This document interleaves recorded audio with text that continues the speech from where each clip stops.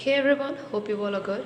So in this video, I'm going to cover the exercise portion of this chapter. Well, as you all know, कि we have completed this chapter because it was a little poem, छोटा सा poem था ये जिसको हमने cover कर लिया था, which is still named I Had a Dove, जिसका नाम था poem के अंदर हमने देखा था कुछ concept. Well, वीडियो के अंदर वो चीज़ है.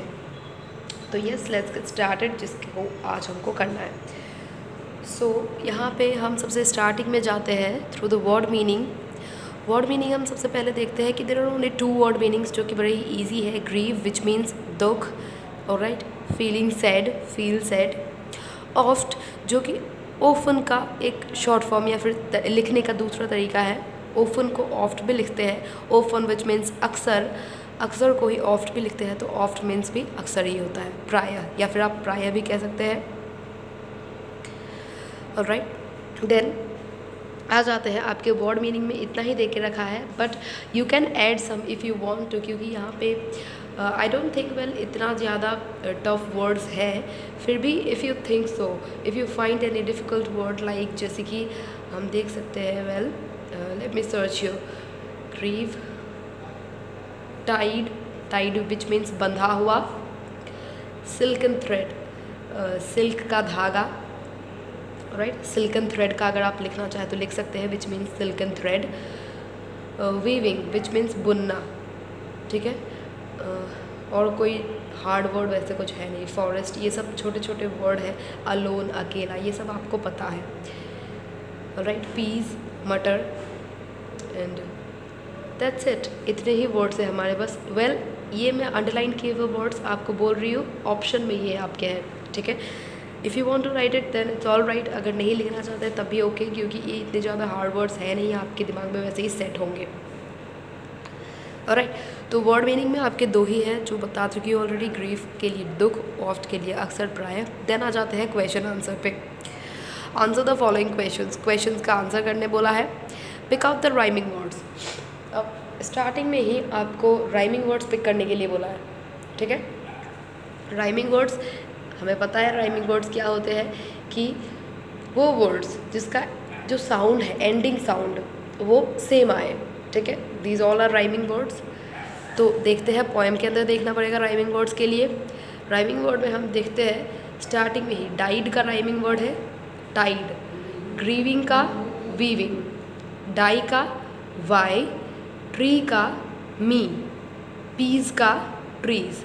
वेल इन सभी वर्ड्स में आप देख सकते हैं कि डाइड का राइमिंग है tied. Died, tied, died, tied, same same sound कर रहा है एंड पे जाके. ग्रीविंग, वीविंग, एंडिंग साउंड की बात कर रही हूँ यहाँ पे, ठीक है. एंडिंग साउंड सेम है. ग्रीविंग, वीविंग, आईएनजी, आईएनजी, इंग, इंग, राइट. तो दोनों का मैच कर रहा है. तो आपको यहाँ पे क्वेश्चन के अंदर कैसे लिखना है. The rhyming words from the poem are. Well मैं डेफिनेटली आपको इसका पूरा वर्कशीट बना के मैं आप लोगों को भेजने वाली हूँ. मैं खुद के हाथ से लिख के भेजने वाली हूँ. स्टिल क्योंकि ये क्वेश्चन आंसर्स बहुत ही इजी है, या फिर पूरा एक्सरसाइज ही हम कह लें बहुत ज़्यादा इजी है, तो आप लोग एक बार प्रॉपरली कंप्लीट एक्सरसाइज ट्राई करेंगे. See the rhyming words from the poem are. लिख के आपको लिखना है सारे राइमिंग वर्ड्स. यहाँ पे जितने भी हैं आपके 8 राइमिंग वर्ड्स है शायद. यस, 1 2 3 4 5 जितने भी हैं आप खुद से करेंगे. ऑलराइट, सो आप लिखेंगे डाइड का टाइड. तो ऐसे लिखने के बाद आपको डाइड लिख के हाइफन लगा के टाइड कर देना है. देन आपको टाइड के बाद कॉमा लगा देना है या फिर सेमी कॉलन लगाए. आप उसके बाद दूसरा स्टार्ट करें, जैसे कि वीविंग, ग्रीविंग, ऐसे करके. हाइफन बीच में ज़रूर रखें. वीविंग अगर यहाँ पे लिख रहे हैं तो हाइफन रखें, उसके बाद ग्रीविंग लिखें. ऐसे करके आपको ये क्वेश्चन कंप्लीट करना है. क्लियर. दूसरे नंबर पे आते हैं. बी पे क्या बोला है. What did the little boy give the dove? छोटा सा जो लड़का था, जो लिटिल बॉय था, उसने डव को क्या दिया. The little boy gave the dove. Give के जगह आप गेव कर देंगे. The little boy gave the dove white peas. हम सबको पता है उसने बर्ड को क्या दिया था, डव को क्या दिया था, वाइट पीस, सफ़ेद मटर दिए थे उसने. तो आपको भी यही चीज़ लिख देना है. That's it. देन हम आते हैं इस पे. What did the boy do to the dove? लड़के ने उस डव के साथ क्या किया. The boy tied the dove with a silken thread.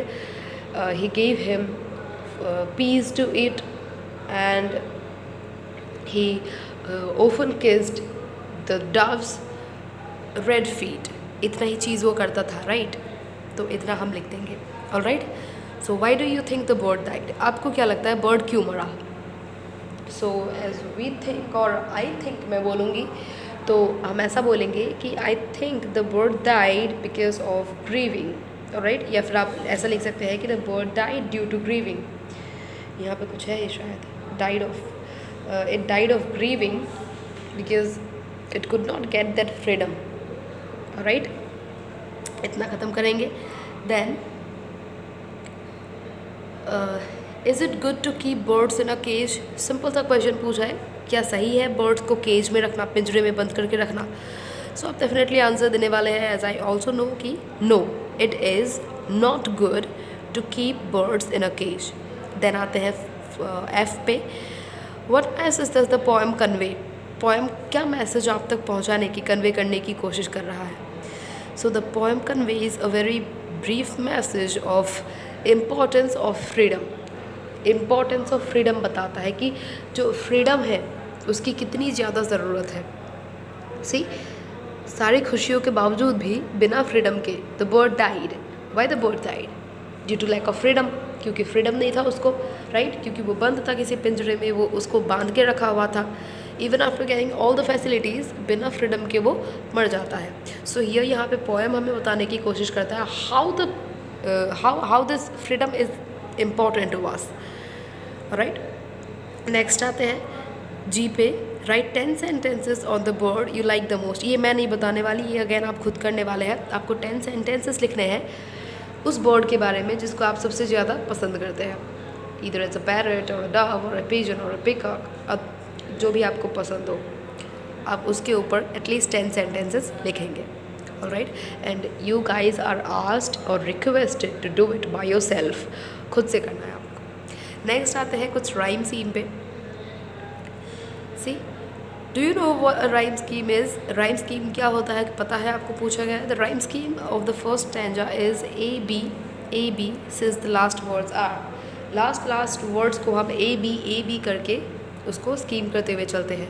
सो यहाँ पे died A, tide sorry grieving B, tide A, weaving B, ऐसे करके ए बी ऐसे, वेल यहाँ पे बी और ए हो गया, और यहाँ पे died rhyming with tide and grieving with weaving.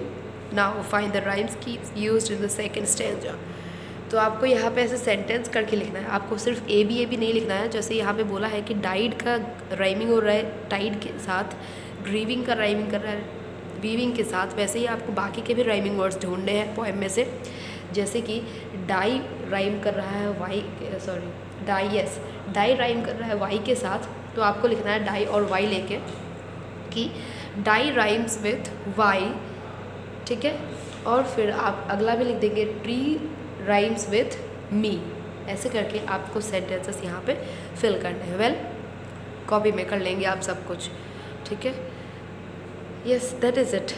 आपको इतना ही करना है बस। उसके बाद जस्ट गेट योर कॉपीज़ और बुक्स चेक्ड